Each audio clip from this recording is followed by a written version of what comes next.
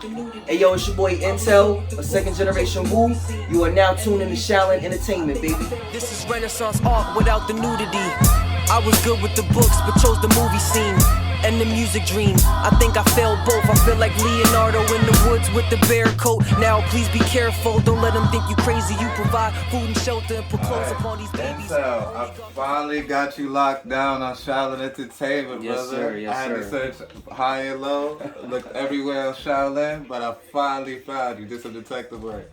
Well, you know, I'm not hard to find. For those that want to find me, I'll be here. Blurred Noise Studio, shout out to Blur, you know what I'm saying? That's why I'm cooking up.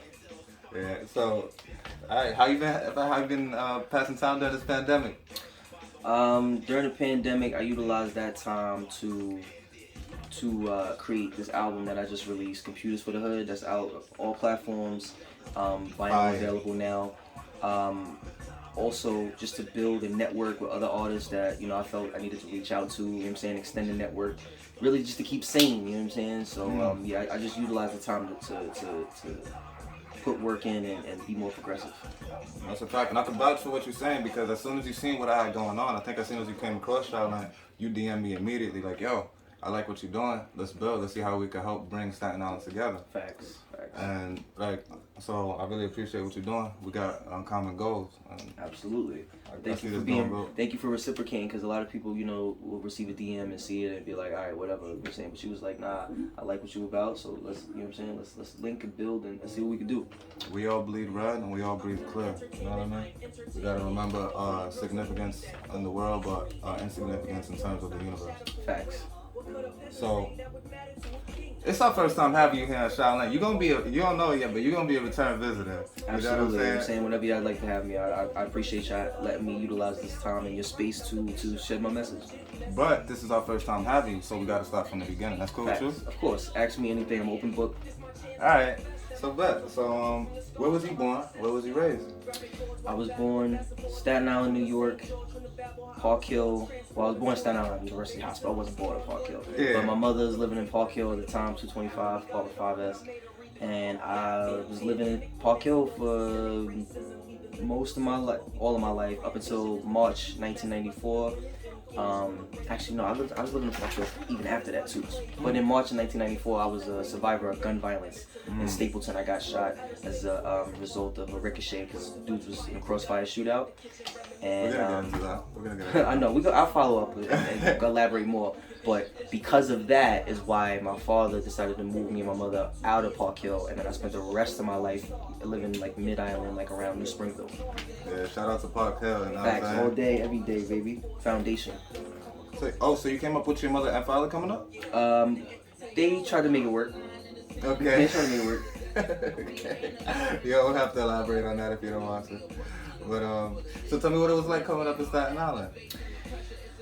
Oh man, so it was rough because when I was removed from where my foundation was and placed in that part of the island, you know, cultures are different, you know what I'm saying? Not saying they can't mesh, but it's like it was just a journey finding my way with these new friends that are interested in new things and listen to different things that I listen to and do different things that I do. Right. And then that added on to my foundation. So then when I went back to try and like, you know, be cohesive with the same people I came up with originally, they was all kind of treating me a certain type of way, like, yo, you don't really belong here, you know? And you talk different, so you should probably go back to where you came from. So that was a little bit of a rough thing to navigate growing up in Staten Island, but eventually once I got to my point of realizing what my superpower was, I was like, yo, it don't really matter what people think, you know what I'm saying? Like, I'm a superhero, so it's like, you know, what is the thought of an ant to a giant?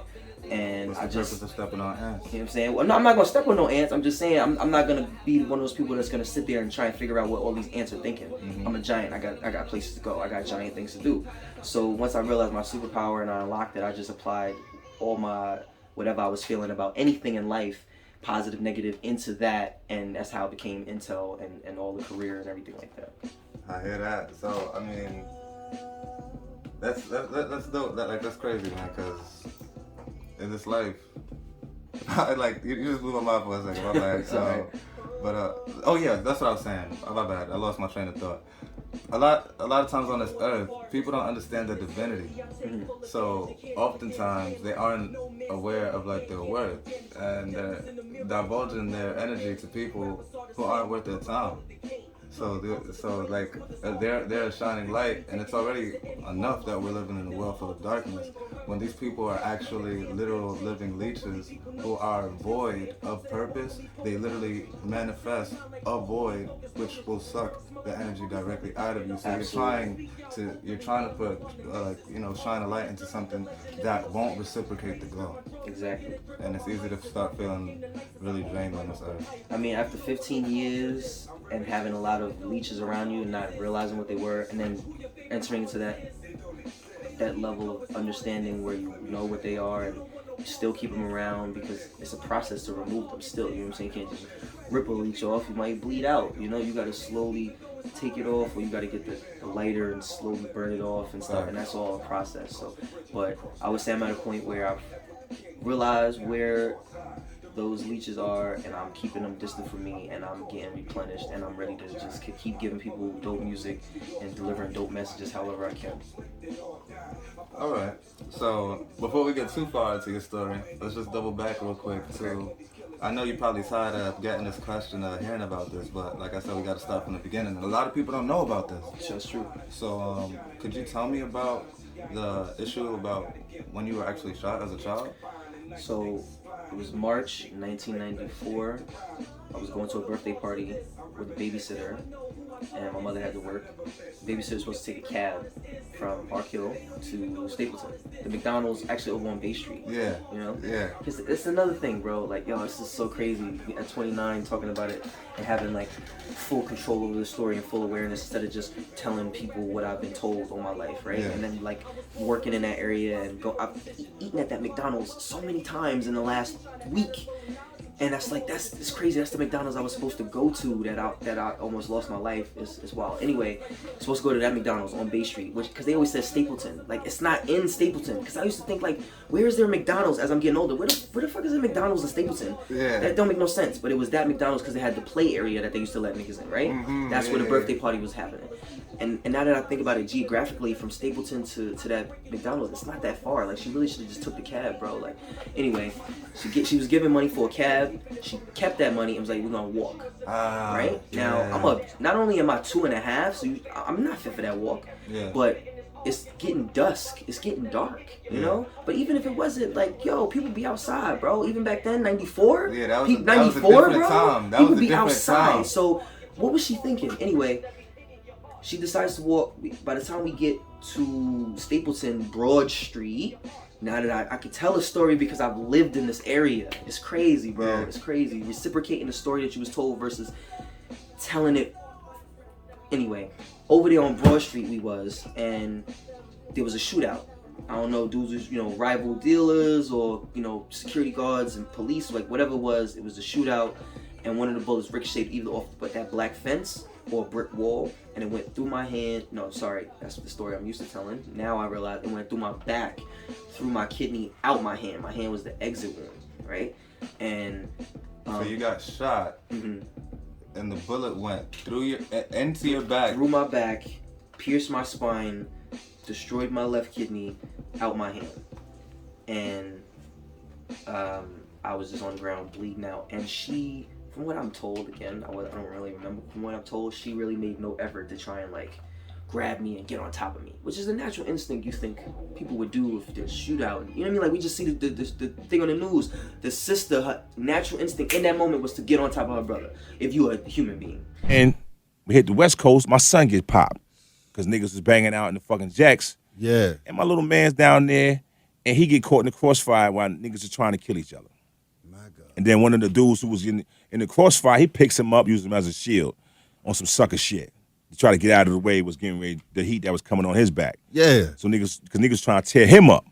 So he picks my son up and throw him in front of the way, yada, yada, yada. My son wound up losing a kidney, dislocated 2 fingers. He died twice, came back on the operating table. My God. Anyway, laying there, losing blood. Cops come, white cops, pick me up, put me in the back of the squad car, drive me to the hospital because the ambulance don't come to the hood. If we would have waited, they would have waited for the ambulance, I'd be dead. You know what I'm saying? And I make sure I always say that because I understand. And it's ironic I'm saying this part as Bad Apples is playing because Bad Apples is about shitty police officers doing shit they ain't supposed to be doing. But I'll make it be known that like 2 white police officers, 2 Caucasian police officers in 1994 are responsible for saving my life. Feel about that however niggas want to feel about that. Alright. Lil Wayne does the same thing, so. Yes, but he also be saying a whole bunch of other bullshit. So when I just gotta make sure I say that when niggas make the Lil Wayne comparison, because he could have stopped right there, but he didn't. He said that, and he said a whole bunch of other bullshit. Then he voted for Trump. Then he was next to Trump. Then he just keep doing a whole bunch of bullshit. So it's like, yo, I'm a fan of Mixtape Wayne, and I'm a fan of Wayne up until Carter 2. After that, you know what I mean? I gotta. Anyway, this ain't about Wayne. This about me. Yeah, exactly. Sorry about that. So boom, cops pick me up, take me to the hospital, rushed me in emergency surgery. I lost two pints of blood, but they gave me blood transfusions, emergency surgery. I was paralyzed from the waist down. Came out of surgery. They told my mother, my father, my mother, my grandmother, my aunts, everybody that was there, that got there over that hours of window and surgery. He's never gonna walk again. He'll never walk again. And they was like, yeah, we're not hearing that. So as soon as I could, physical therapy, learn how to walk again, and thank God I'm here breathing. I got one big ass super kidney. The other, the other one, because I was a baby, so the kidney, the kidney on the right was like, oh, I lost my dog. Fuck it, I'm gonna just go to the gym and get big. You know what I'm saying? So to overcompensate, it grew twice the size of any kidney. So if you take your 2 kidneys that you got and combine them, my kidney is still bigger than that. That's crazy. The one that I got. It's wild. It's wild how the human body works. So shout out to biology. Shout out to God. Shout out to Shaolin Entertainment. You already know what it is. Alright, yeah. I know that must be a hard story to tell sometimes, and only it's harder at this phase of my life because I'm really telling it. I'm not just retelling it. You feel me? But every time, like that was the first time I've told it. This is one of the first live interviews I've done. Shout out to you. Most of the interviews I've done have been Zoom or Skype. Shout out to them. But being live is get different energy. And ask me a question, and I'm telling it, I'm telling it and not retelling it. So it's not hard, and I'm not getting emotional. It just, it's a different feeling. It's a different feeling. But I like telling it rather than retelling it, because then you start to, then the feelings do come up, and then I can process some shits later, and then that's how you heal. The only way to heal. Yeah, actually, just on a personal level, when I do some interviews like this, and I find people with corresponding ideologies, or even ideas that go against what I usually believe in, I feel like it's a form of therapy and growth, and the process of genosis, learning vicariously through the experiences of others, expeditiously increases your own knowledge. Absolutely. That's why actors are some of the most profound individuals on the planet.